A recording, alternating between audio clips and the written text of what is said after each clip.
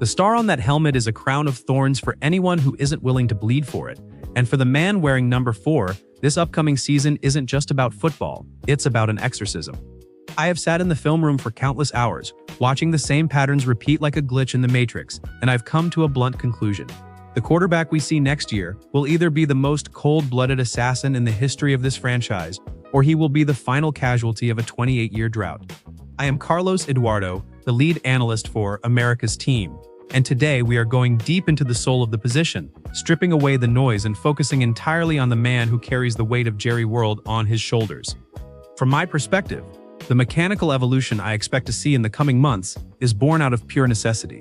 I've analyzed the footwork, I've timed the release, and what I see on the film is a quarterback who has realized that his athleticism is no longer his primary shield. I predict that this season, he will transition fully into a cerebral technician, a player who wins the game before the ball is even snapped.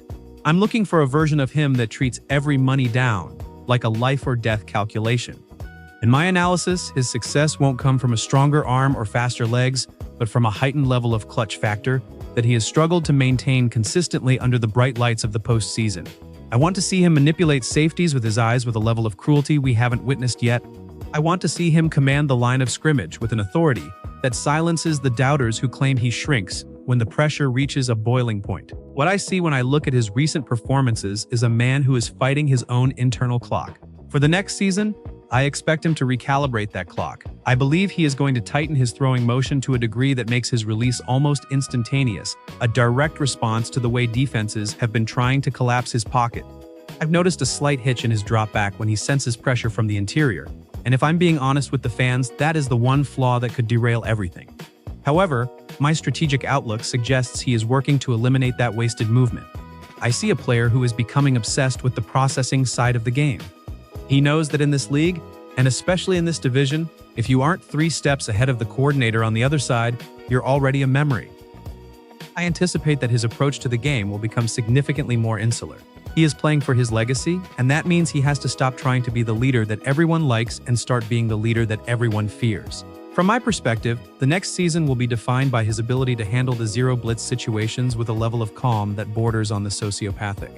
I want to see him stand in that pocket, knowing a hit is coming, and deliver a strike with the same nonchalance as if he were in a practice session. That is the step he needs to take to move from a statistical powerhouse to a legendary figure in the history of the star. He has the numbers. I don't care about the numbers anymore. I care about the fire in his eyes when the game is on the line in the 4th quarter against a divisional rival. The atmosphere at AT&TStadium is unlike anything else in sports. It's a cathedral of expectation. I've stood on that turf and felt the vibration of a crowd that is starving for a return to glory. For the quarterback, that vibration can be a source of energy or a source of paralysis. I believe he is choosing energy this time. I expect him to embrace the villain role that the media has thrust upon him. My analysis shows that he plays his best football when he is backed into a corner, and with the current state of his journey, his back is firmly against the wall. This is a contract-driven, legacy-defining, do-or-die campaign. I see him stripping back his game to the essentials: efficiency, accuracy, and an unrelenting focus on the end zone. In the NFC East, the margins are razor-thin. When he steps onto the field, he isn't just playing against a defense.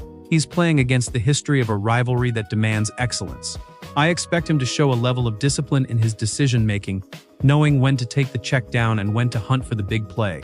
I've seen him be too safe in the past, and I've seen him be too reckless.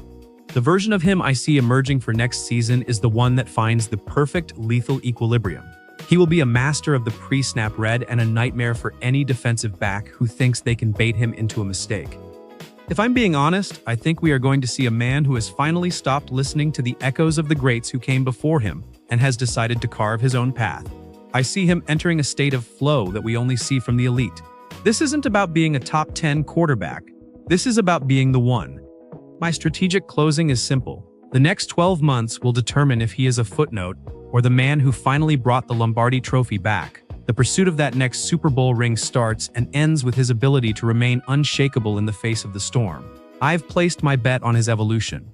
Now, it's time for him to execute.